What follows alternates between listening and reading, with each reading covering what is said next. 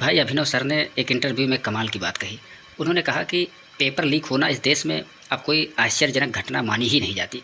जब दूध, पानी, अंडा, पनीर सब कुछ इस देश में नकली है तो एनटीए भी एक नकली संस्था है। इस देश में सब कुछ नकली बिकता है, सरकार भी नकली है। कमाल की बात कही भाई। उन्होंने युवाओं के मन की बात कही है। आइए सुनते हैं। हमने भी वही किताबें पढ़ी जो हमारे पिताजी पढ़ते थे। ए फॉर एप्पल पढ़ते हुए 30 साल से तो मैं देख रहा हूं, 35 साल से कि ए फॉर एप्पल ही सिखाया जा रहा है, कोई अपडेशन नहीं। बच्चे क्या करें, आज का बच्चा ठीक है, माएं भी मोबाइल दे देती हैं, देखता रहे भाई मोबाइल। ऑटिज्म के शिकार हो रहे हैं बच्चे, 18-19 साल के बच्चे आत्महत्याएं कर रहे हैं, सही टाइम पे सही कॉलेज नहीं मिल रहा। आज लोग बेरोजगारी की बात करते हैं, कोचिंग सेंटर्स पे भी उंगली उठाते हैं, ये कोचिंग वाले सबका सिलेक्शन क्यों नहीं करा रहे। हर साल 2.5 करोड़ बच्चा 12वीं पास करके आ रहा है। कितने बच्चों को अच्छा कॉलेज दे रही है हमारी देश की सरकार है कि भाई इनकी भी नौकरी लग जाएगी। तो पढ़ाई लिखाई का फायदा क्या हो गया, और हो भी कैसे। प्रधानमंत्री जी तो कहते हैं जो रील्स पे रील बन रही हैं, कब तक बनेगी। अगर हर आदमी रील बनाएगा तो देखेगा कौन। आप कह देते हो समोसे का ठेला खोल लो, देखिए उसने चाय से इतना बड़ा बिजनेस। हर आदमी चाय बनाएगा तो पिएगा कौन। हर आदमी को अलग अलग डायरेक्शन में जाएगा तभी तो देश आगे जाएगा।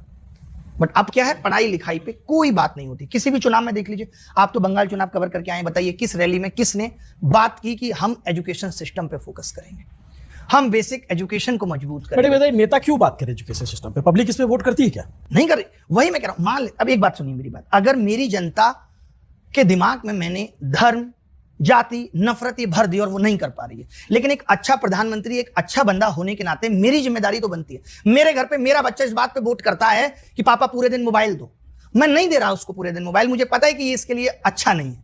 अगर जनता ने मुझे एजुकेशन के नाम पे वोट नहीं भी दिया तो भी नेता की जिम्मेदारी बनती है। वो तो इतना समझ रखता है ना, जो देश चला रहा है और जो दुनिया भर के विदेशी दौरे कर रहा है, उसको तो इतनी समझ है कि विकसित देश इसी बात से बनेगा कि आपके यहाँ हेल्थ कितनी स्ट्रांग है, आपका एजुकेशन कितना स्ट्रांग है। आज भी एम्स के क्या हालत है, आप विकसित भारत की बात करते हो, आज भी कश्मीरी गेट बस अड्डे की क्या हालत है, लोग जमीनों पे सो रहे हैं। हम दिल्ली को विकसित नहीं कर पा रहे और हम बात कर रहे हैं कि नहीं नहीं भारत विकसित हो जाएगा। ये सब कल्पनाएं हैं।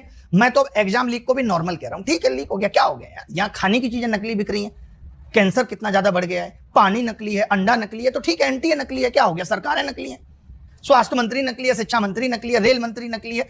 तो जब सब नकली है तो बट सर अगर मान लीजिए हम एकदम निराशावादी हो जाएं और ये मान लें कि कभी कुछ ठीक ही नहीं हो। नहीं, मैं ये नहीं, मैं तो ये मानता हूं हर चीज, क्या हिटलर की तानाशाही नहीं खत्म हुई, सिकंदर ने दुनिया जीत ली, सिकंदर नहीं खत्म हुआ। हर 5, 7, 10 साल के बाद मोहब्बत हो, नफरत हो, तानाशाही हो, गुंडागर्दी हो, सब कुछ मरता है, विचार मरते हैं। तो देश बदलेगा, मुझे तो उम्मीद है कि देश बदलेगा, जरूर बदलेगा। तभी हम और आप जैसे लोग बोल रहे हैं। मैं तो ये भी नहीं मानता कि मीडिया आज नहीं दिखा रही, शायद मीडिया नहीं दिखा रही तभी आप जैसे लोग भी आए। शायद मीडिया अपना काम सही तरीके से कर रही होती तो आज आपको यूट्यूब पे पत्रकारिता नहीं करनी पड़ती। शायद अगर देश की सरकारें अच्छा एजुकेशन सिस्टम चला रही होती तो कोचिंग सेंटर्स को नहीं आना पड़ता।